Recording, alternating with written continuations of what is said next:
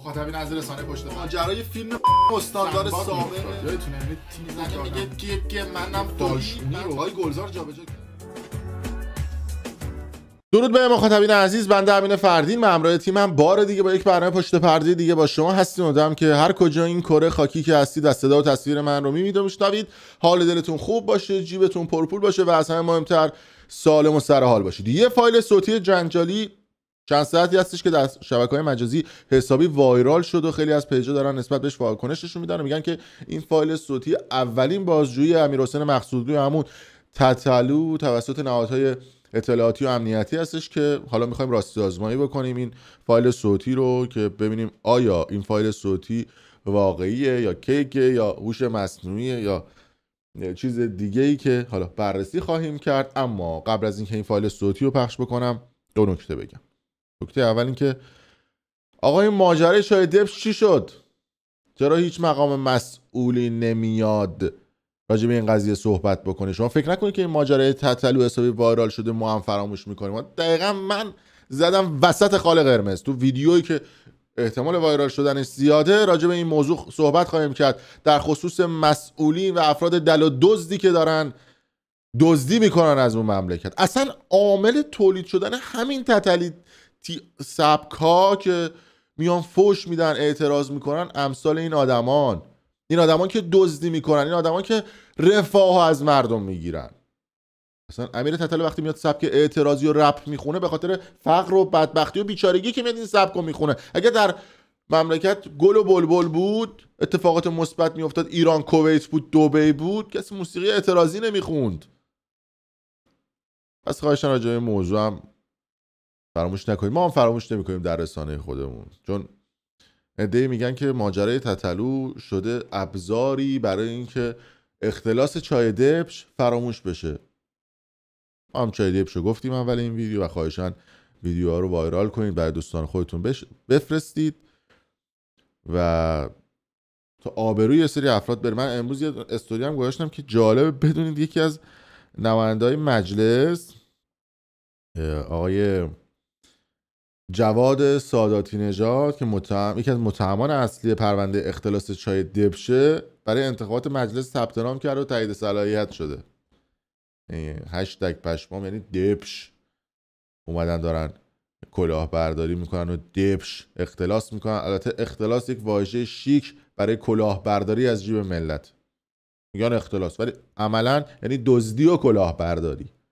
گفتن یه اسم شیک بذاریم روش، این مسئولی که حالا دزدی و کلاهبرداری کردیم کسی ناراحت نشه. اما برگردیم به این فایل صوتی که گفتن که اولین بازجویی تتلو در زندان تهران. اصلا تیترش هم مشخص حالا ماجرا فیک، ولی بشنویم حالا چی گفت.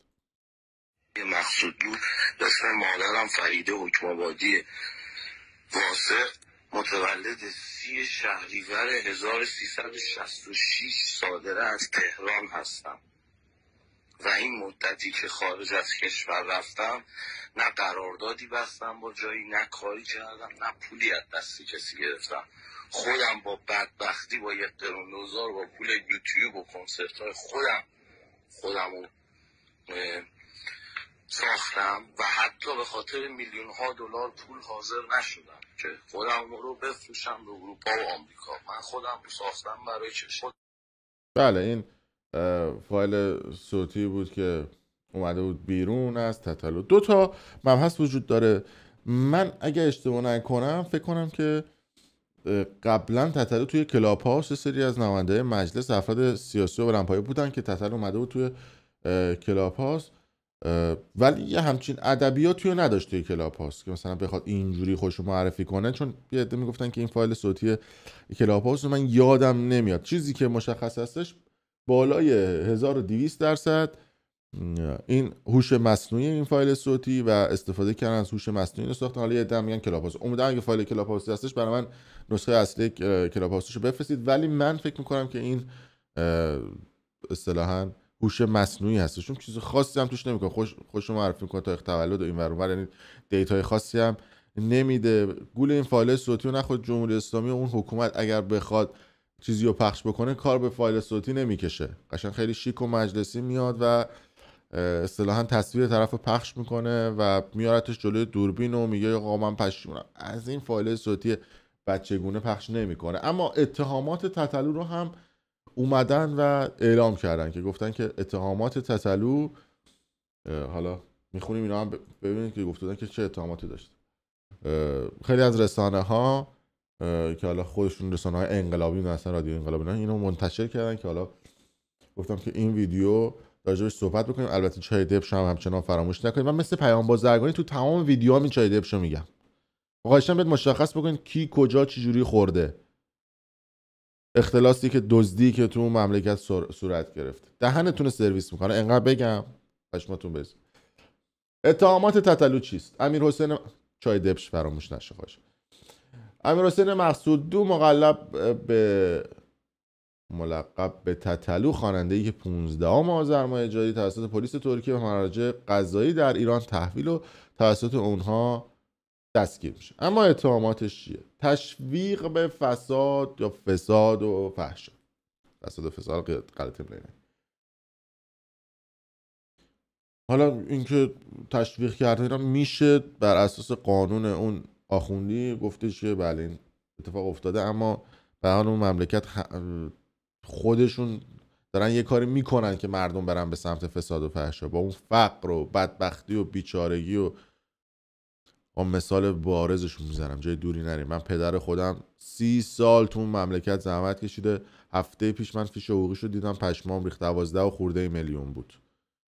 حالا خوب پدر من خونه داره، ماشین داره، ما هستیم، خودش هم کار میکنه و اینا، ولی یه آدم دیگه هست که اینا رو هم نداره.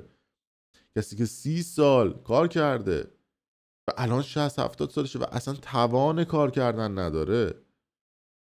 پول از کجا بیاره؟ چجوری کار کنه؟ بره اسنپ کار بکنه، بره کنار خیابون سبزی و پرتقال بفروشه. خب این یعنی شما خودتون دوست دارید طرف بره به سمت خلاف و فساد، دزدی بکنه، شکم زن و بچه‌شو سیر بکنه. افساد فی‌الارض که ماشاءالله رو همه هست، یعنی اصلا نباشه ناراحت میشم. یه نوع افساد و فی‌الارضیه که دارن دور هم دیگه میخوان. فقط من نمیدونم که چرا اون مدیر کل ارشاد و سایر برابچ، اون آدمایی که تو مملکتن، رئیس پایگاه مقاومت فلانجا که فساد میکنه و لواط میکنه و فیلم لواطش علنی میاد بیرون، شما به اونا افساد فی‌الارض نمیگید و نمیزنید از این چیزا براشون تو پروندهشون. تجاوز به اون که وقتی تتلو میاد و توی کلاب هاوسش و توی رسانه هاش علنی به زبان سلیس و ساده فارسی، نه اسپانیایی یا آمریکایی، میگه آقا من نیو فیس میخوام، هر کی میخواد بیاد به من پیام بده و طرفش دایرکت میده. یعنی چی؟ به قول یکی از بچه‌ها نمیره اونجا که روپایی بزنه، که نمیره اونجا که دعا و راز و نیاز بکنه، که میره اونجا که ترتیبش رو بده. تتلو به عنوان نیو فیس خیلی رک و شفاف. تجاوز یعنی که به زور بخوای کنی. حالا خسارت جسمانی و مالی به افراد، به حال به دلیل تبلیغ سایت‌های کلاهبرداری قمار، تتلو باید اونجا بره جواب پس بده. اینو هم قابل توجه اون افرادی بگم که آقا وقتی برید درگیر این سایت‌ها بشید و تبلیغ این آدم‌ها رو بکنید، الان این آدم‌ها همه اون آدمایی که این سایت‌ها مال خودشونن، اقامت‌های کشورهای مختلفو گرفتن، پاسپورت کشورهای دیگه هم دارن، اصلا به تخمشون هم نیست امثال تتلو برن بالای درخت یا نرن بالای درخت، اعدام بشن یا نشن. میلاد حاتمی ها، الان میلاد حاتمی اونم داخله. این آدمایی که سایت شرط بندی دارن اصلا یه حمایت، یه استوری حمایتی از اون آدم میذارن، نه میگه جهنم دزدی کرده، با ما داشته دزدی میکرده، میخورد میسابیده، بذار الان بره داخل. الان این خسارت ها اتفاق افتاد، اصلا به یه ورشون نیست که بخواین این کار رو انجام بدن. راه اندازی خانه فساد و فحشا، حالا خونه فساد رو که این اتفاقاتی که داره رقم میزنه، افشاگری که ما تو چند وقت اخیر کردیم، خونه فساد نه، ولی اینکه بخواد کتک بزنه رو ناموس مردم و اینا خودش بس دیگه. راه اندازی شبکه‌های قمار هم که دیگه تاییده دیگه. ترویق و تشویق به اقدام علیه نظام، اقدام علیه امنیت ملی. حالا اینم ترغیب نمیدونم، ولی شما چقدر بدبختید که یه آدم معتاد عملی فلان بخواد شما آدم ربایی، تهدید، ضرب و جرح دختران 15 تا 18 سال. آدم ربایی نبوده ولی حبس بوده. یعنی که اینا رو اجازه نداده برگردن. حالا اونا هم اگه شکایت بکنن ازش، به هر حال باید شاکی خصوصی داشته باشه، دولتی که نمیتونه شکایت. درگیر فیزیکی با اعضا و کارکنان کنسولگری ایران، اونا هم که رفتن تو ترکیه که اصلا بحث رضایت و ایناشون بود که گرفتن. فحاشی به شخصیت‌های دینی و سیاسی کشور که تاییده. فحاشی به اعضا و کارکنان کنسولگری ایران، دو تا اینو گفتی. اینو نمیدونم یعنی چی، من نمیدونم. ما تو کف ایران فارسی رو فارس بدیم، بچه این کلمه ایرانی سبن و نبی یعنی چی؟ سبن نبی یعنی چی؟ یعنی چی آقا؟ این عربیه گویا، بس فکر کنم ما اشتباهی ایرانی شدیم و اینا. خب بی شعوره 4 تا کلمه فارسی بگید.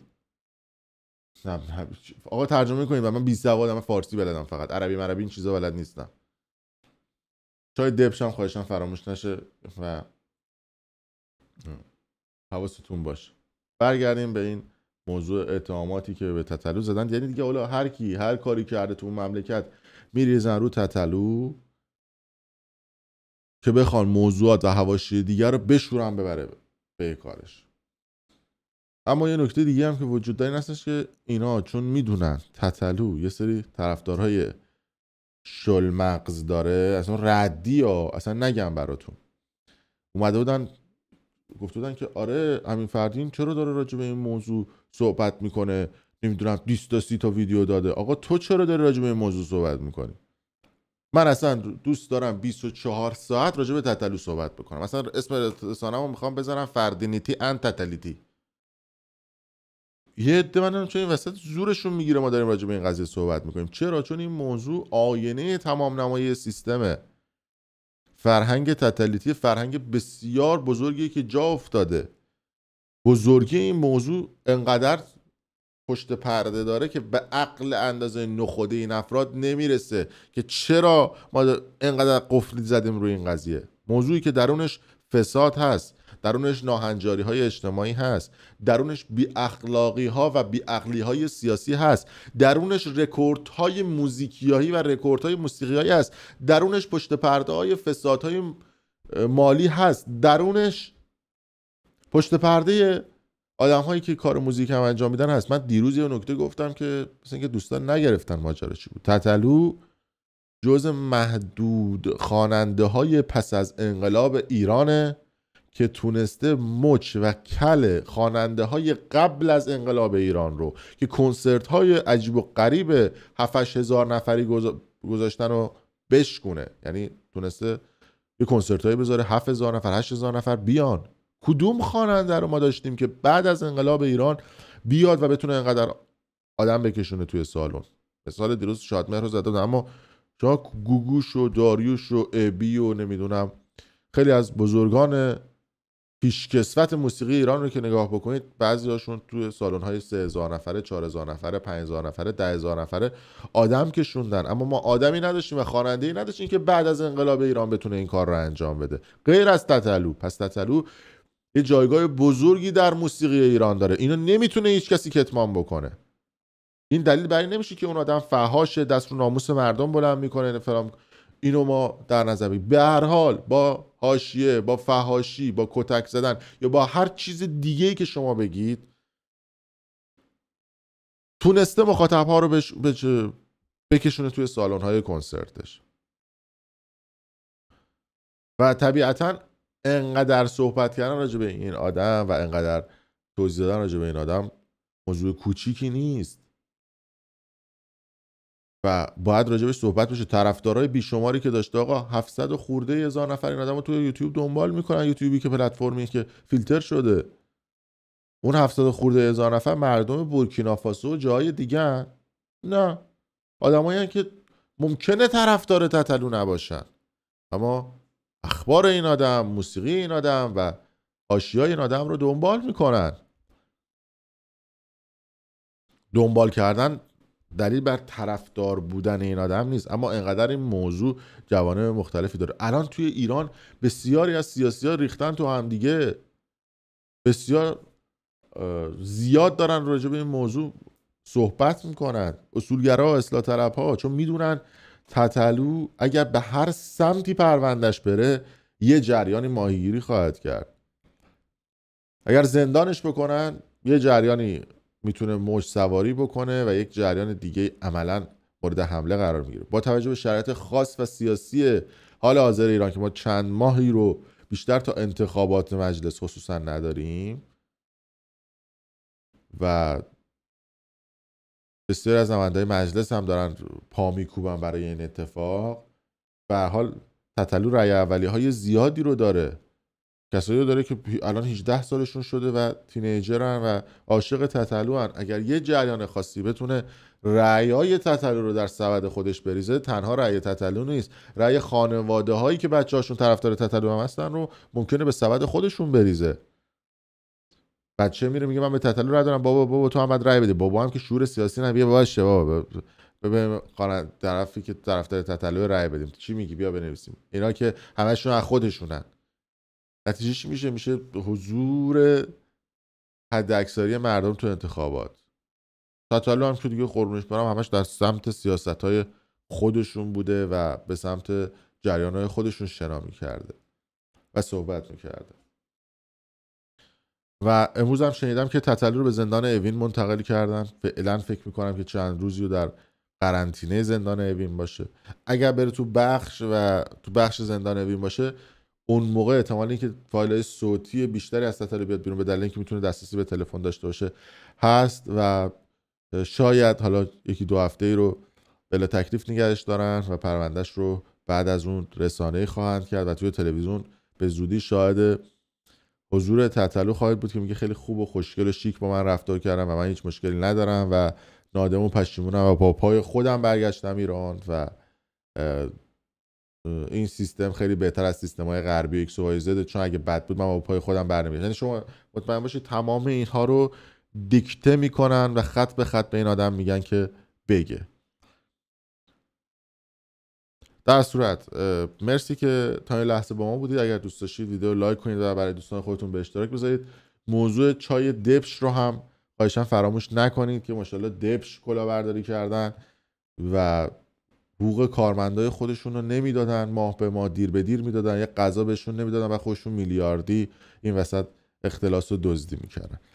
ممنون که تا این لحظه با ما بودید و مرسی که کانال پشت پرده رو دنبال میکنید، سابسکرایب میکنید. اگر هم سابسکرایب نکردید حتما این زیر دکمه هست نوشته سابسکرایب یا مشترک شدن بزنید و ویدیو رو لایک کنید و برای دوستان خودتون به اشتراک بذارید. خیلی مخلص.